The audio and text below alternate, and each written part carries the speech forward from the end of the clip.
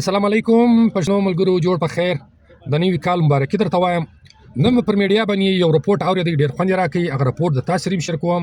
تر اوسه پرې لایو نه یم راغلی خو خوند یې په دې راکوي چې د پاکستان پر میډیا باندې یو بهادور جرنالیست څه وایي تاسو هم واورئ.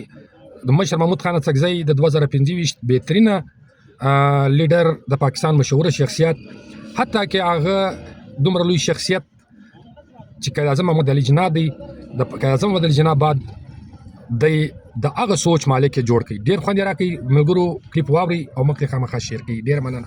الله مو عزت. मेरा ये ख्याल है कि पाकिस्तान में जो बुनियादी मसला रहा है ना, जिससे तमाम बाकी मसाइल जुड़े हुए हैं, वो जमहूरियत का मसला रहा है। और जमहूरियत से इंस्टीट्यूशनल एम्पावरमेंट और हम कहते हैं कि इंस्टीट्यूशनल कैप्चर जो हो गया है, वो उस सारे मामले में मैं अगर किसी एक शख्स का नाम लूँ ना, तो ये जो बड़े बड़े नाम आपने लिए मैं इनमें से किसी का नाम नहीं लूंगा। मैं एक बंदे की दिल से बड़ी इज्जत करता हूँ, उसने हर हाल में जमहूरियत का आलम उठा के रखा, वो महमूद खान अचकजई है, जिसने अपनी उसकी जात के ऊपर बड़ी कीचड़ उछाला गया।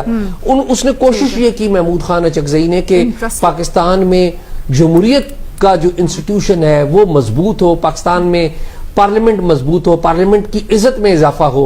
बहुत सारे लोग उनसे इख्तलाफ करेंगे। वो आपने बड़े बड़े नाम यहाँ पर डिस्कस किए हैं, उनका मैं अपने पैनलिस्ट का एहतराम, लेकिन मेरे ख्याल में जो रोल पॉजिटिव रोल पाकिस्तान को मोहम्मद अली जिन्ना का वतन बनाने के लिए महमूद खान अचकजई ने किया, मेरा नहीं ख्याल कि उनके बराबर किसी ने किया। इंटरेस्टिंग एजाज़ साहब।